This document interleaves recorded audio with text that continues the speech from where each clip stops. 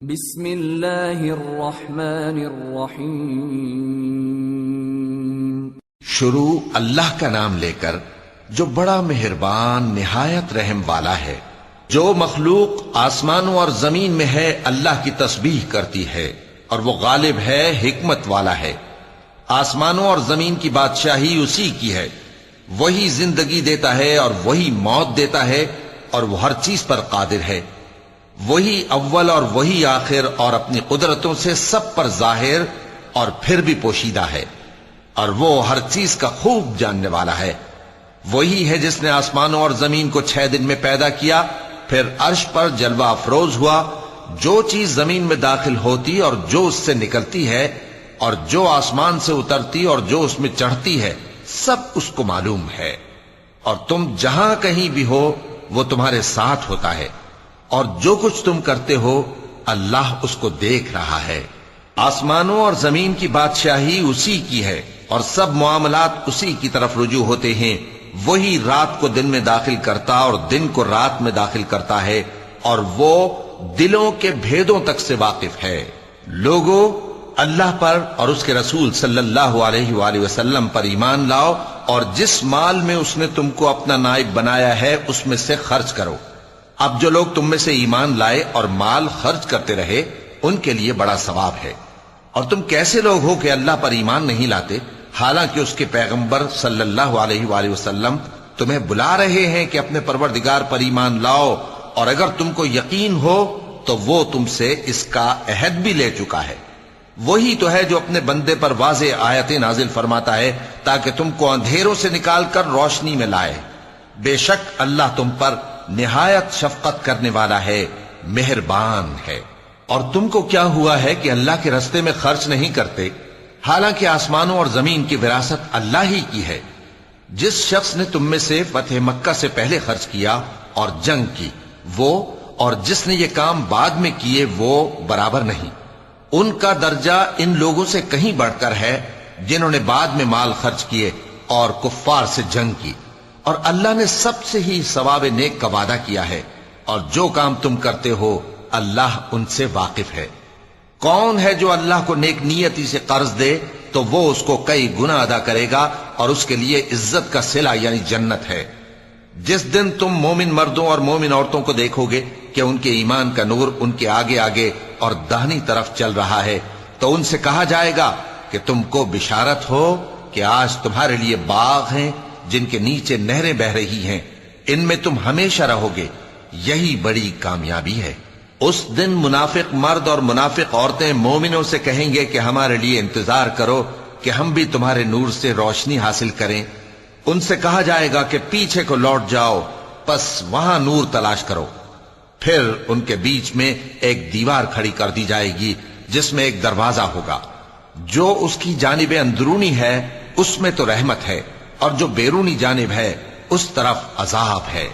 تو منافق لوگ مومنوں سے کہیں گے کہ کیا ہم دنیا میں تمہارے ساتھ نہ تھے؟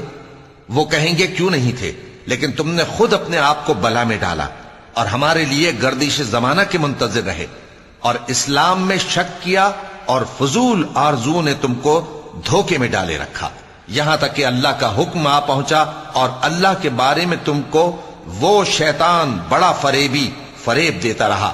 تو آج تم سے کوئی معاوضہ نہیں لیا جائے گا، اور نہ کافروں ہی سے قبول کیا جائے گا۔ تم سب کا ٹھکانہ دوزخ ہے کہ وہی تمہارے لائق ہے، اور وہ بری جگہ ہے۔ کیا ابھی تک مومنوں کے لیے اس کا وقت نہیں آیا کہ اللہ کی یاد کرنے کے وقت اور قرآن جو حق کی طرف سے نازل ہوا ہے اس کے سننے کے وقت ان کے دل نرم ہو جائیں، اور وہ ان لوگوں کی طرح نہ ہو جائیں جن کو ان سے پہلے کتابیں دی گئی تھیں، پھر ان پر طویل عرصہ گزر گیا تو ان کے دل سخت ہو گئے، اور ان میں سے اکثر نافرمان ہیں۔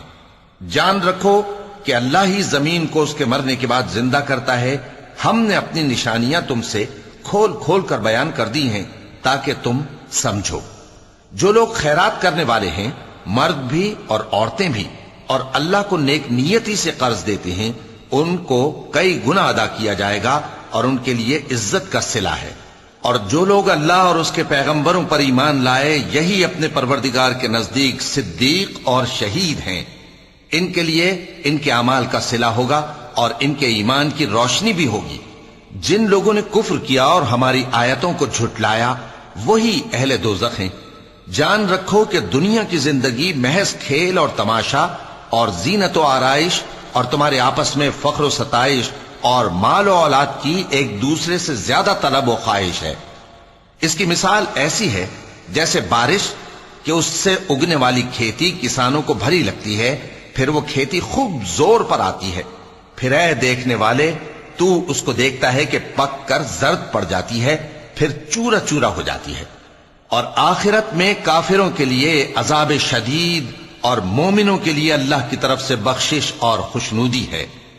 اور دنیا کی زندگی تو دھوکے کا سامان ہے۔